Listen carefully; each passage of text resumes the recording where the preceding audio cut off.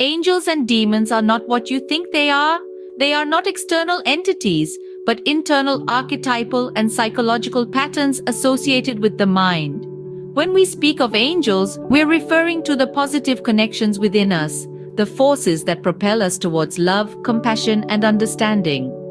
On the other hand, demons symbolize our negative connections, the aspects of our psyche that drive fear, anger, and confusion. But it's important to note that these aren't always as black and white as we might think. The positive and negative are merely representations of energy polarities, much like masculinity and femininity. They are not inherently good or evil, but rather, they represent the flow of energy within us. These forces, these angels and demons, they come together in a dance of creation, evolution, and life. Remember, angels and demons are symbolic representations of various aspects of the rational and irrational mind. These forces are harnessed by the symbolic representation of the pentagram, a symbol kept hidden in secret by the elites of the Order of the Golden Dawn. This order has utilized the power of the pentagram for millennia, conducting ceremonial rituals that invoke the energies of four archangels, Michael, Gabriel, Uriel, and Raphael. Yet these rituals aren't about summoning external entities, rather, they're about self-empowerment, about invoking our own internal forces. The pentagram serves as a tool for balancing our left and right minds, integrating our rationality with our emotions, our willpower, our stability. It's about aligning all parts of ourselves in harmony. Ritual is a symbolic act of self-integration. Think of it as a form of meditation or prayer, if you must.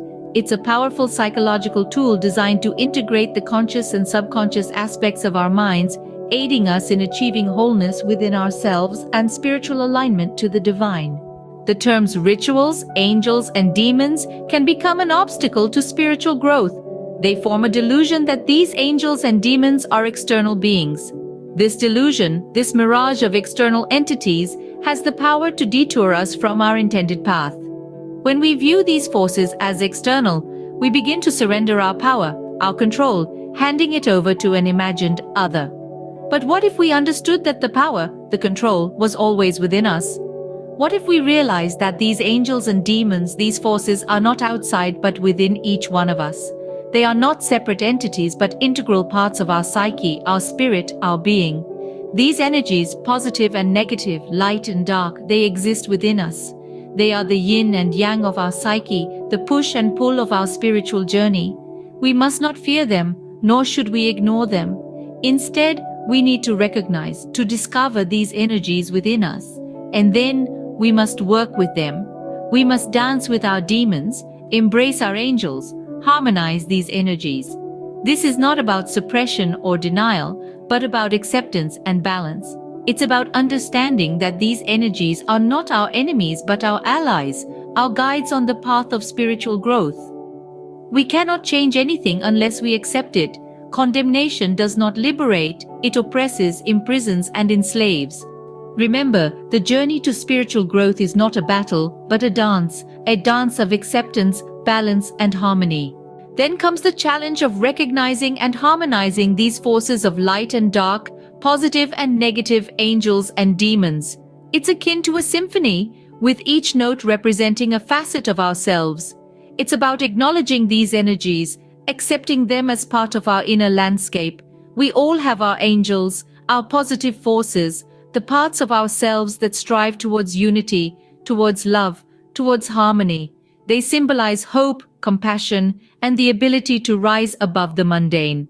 But the song is not complete without the notes that represent our demons, our negative forces. These are our fears, our angers, our anxieties.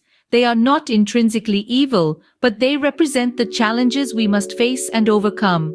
Understanding these forces within ourselves is the key to transforming our lives. It's not about eradicating the demons, but learning to dance with them, to harmonize them with our angels. This harmony, this balance, it's the sweetest melody of all. Historically, angels and demons were used as a way to separate us, to divide us into categories of good and evil, of worthy and unworthy. But the reality is far more nuanced. We all embody both angels and demons, light and dark, positive and negative. Angels and demons are not external forces, but physical manifestations of our internal dimensions. The real journey is about finding balance within. It's about learning to conduct our inner symphony with grace, courage, and wisdom. It's about becoming the maestro of our own soul.